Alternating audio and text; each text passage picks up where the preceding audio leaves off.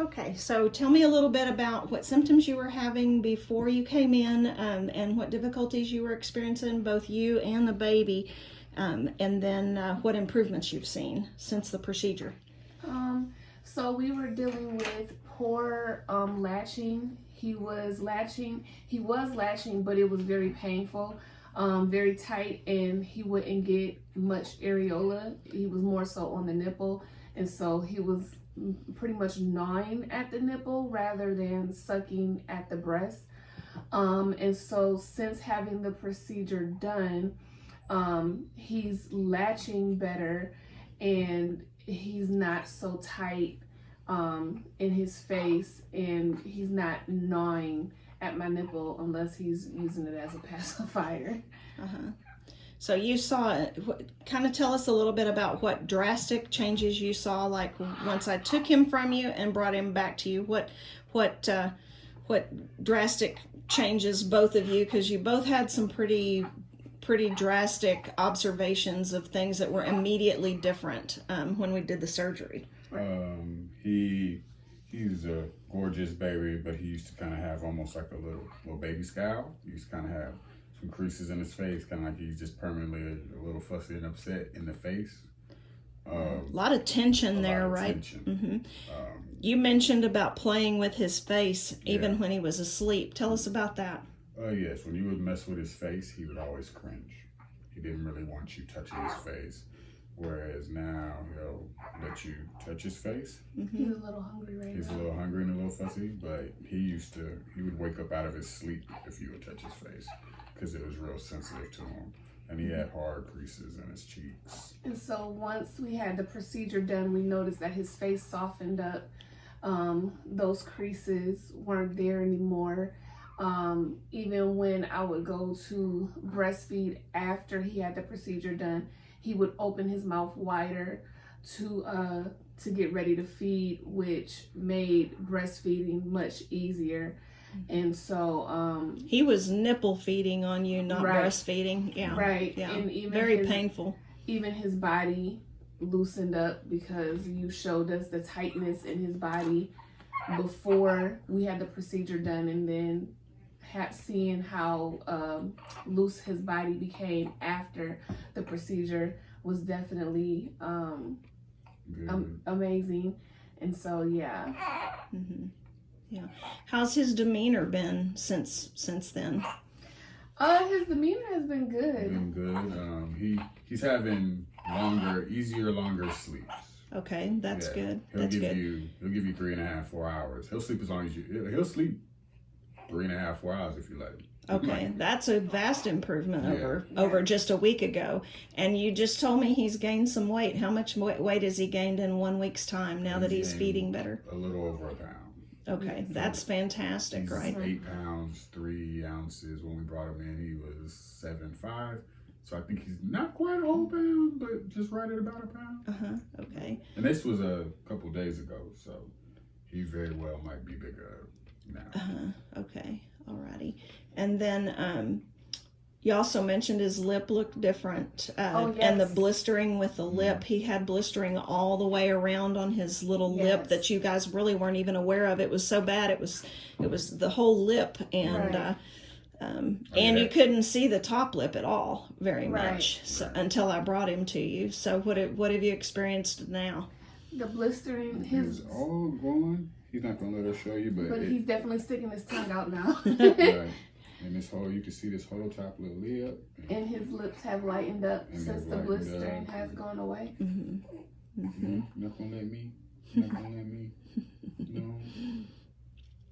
He seems to be totally different to me, even demeanor-wise, and the body intention and how you're having to hold him.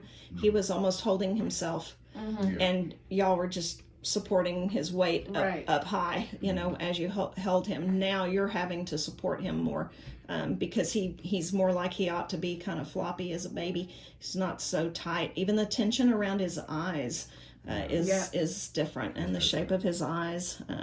He's alert for his age anyway, but I see difference in the tension all through his face, his ears. Dad, you were pulling on his ears last week, noticing even just a tension difference through the ears and how that had released a lot of the tension. Either, but now he doesn't mind it so much. Doesn't mind it, yeah. Oh, Sleepy.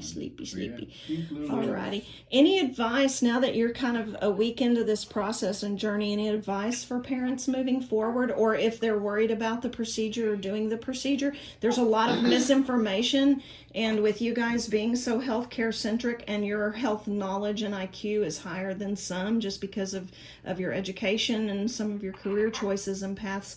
Any advice that you can give to parents, because there is a lot of conflicting information, like we were just talking about, Dad, with medical out there and what their thought processes are on this.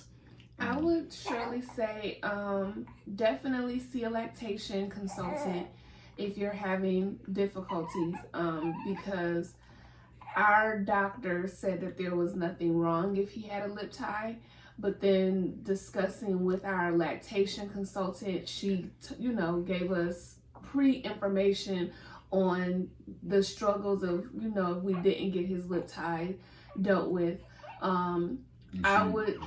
She's the one that referred us here, and then we got more information, then went along and did more information. My general advice would be to definitely get informed. There's groups on Facebook, and there's information out there. You kind of have to parse it and kind of figure out what's best, but I would definitely go into the Facebook groups if you can find them, because they're going to be people that actually had the procedure done. And I'm pretty sure almost all of them, if not all of them, are going to always recommend that you get it done, because it's the quality of life for your little person.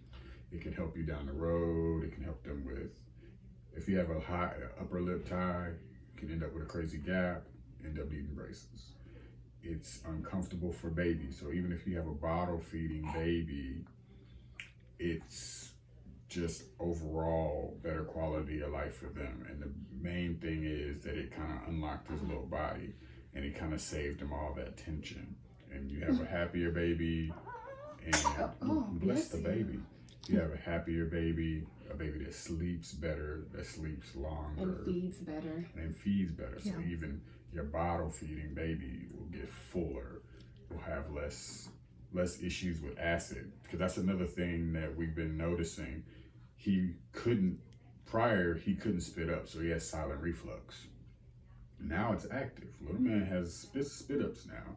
He didn't spit up before, but he also doesn't have a hard time sleeping, where his little acid reflux is bothering him.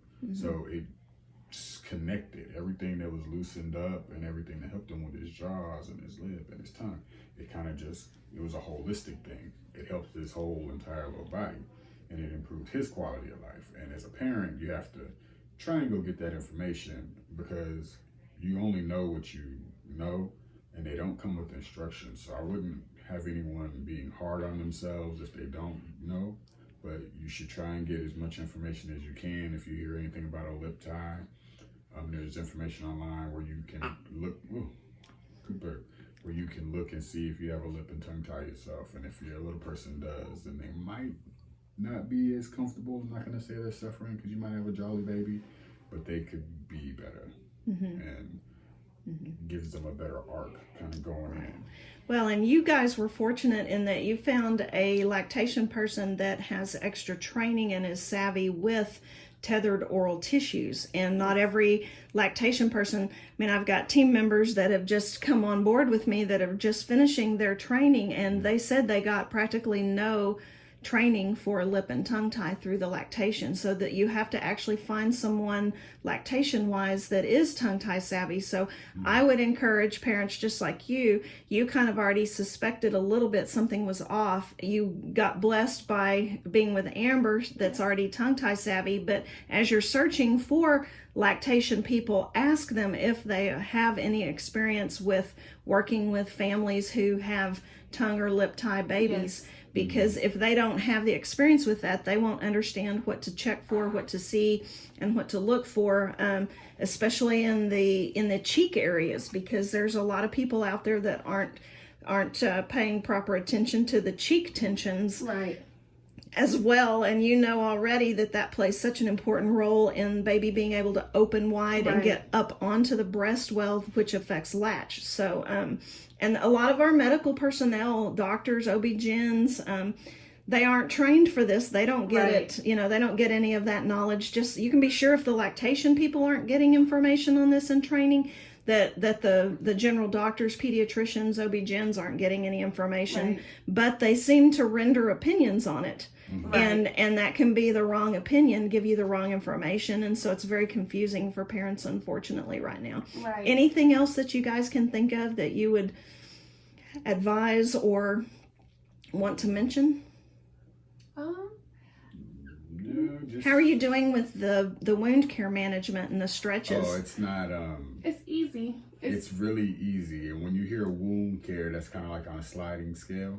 So, but it's definitely on the easy end of it. It's mouth tissue. It kind of heals on its own. The most important part is just the stretches, but you're not like dressing bandages or using ointments. It's not a messy process. It's just every 4 hours, which is pretty much when baby's going to be awake this little anyway. You just have to do the proper stretches, because if you're just a lip tie, then you're just stretching his little lip and then he's fine. If he just has issues going on in his little cheeks, well then you got to do the little stretch his little and massage, and stretch his little cheeks out. If it's a tongue thing, you got to push his tongue down. If you have all of it, like we did, then you got to do all of it. But it only takes less than a minute to do it all. So. Yeah, it's the longest 20 seconds of your life, I say, because it's tough. But any little tidbits or suggestions with the wound care that you feel like has helped him, you, or even just helped your heart? Are you using anything in particular? And how did you manage for him pain control? Because I know he was pretty cranky that first day, and you were trying the arnica. So tell me a little bit about that. The arnica helped. We just warmed up some breast milk and put the little tabs in there and dissolved them, and then took a little syringe and gave it to him like that. Or when he did have a bottle, which is like at night, then we put it in his bottle and gave it to him that way, and it seemed to have helped. But he only needed the pain medication probably maybe 1 or 2 days. Okay. Because other than that, he was fine. And honestly, like after the first day, it didn't really seem to bother him at all. I know once the numbing stuff wore off and he tried to feed, you could tell that he was in discomfort. But after, like I said, after that first day, he was fine. And so I would recommend doing the little arnica. And yeah, the process is worth it, especially for exclusively breastfeeding moms. Especially if you're experiencing pain because of their lip ties and stuff. I know none of us moms want to see our little babies, in discomfort, but it's well worth it. So. Were you guys shocked? I mean, you come from a medical background. Were you guys shocked to learn some of the benefits to you as a mom for breastfeeding? Yes. I was, to learn about the sinuses and how it's attached to the sinuses and the roof of the mouth. And I did know about it reducing the risk of breast cancer, which is why I've been a big advocate for it, because I have a grandmother that passed from breast cancer. And so, but I was shocked about the uterine and ovarian cancer. Cervical. Yeah. And then baby, like you say, the development of his airway moving forward, that, I mean, we need our airway for life. And if that's compromised in any way through growth and development, being hindered by tethered oral tissues, that's a really important factor take into account. So even Right. even breastfeeding babies or bottle feeding babies that are functioning okay, and maybe they don't have pain or mom doesn't have pain, but you're aware that you see something there are other things down the road that could be affected. So it is very important to get these things checked out and looked at by someone who's trained properly. So Yes.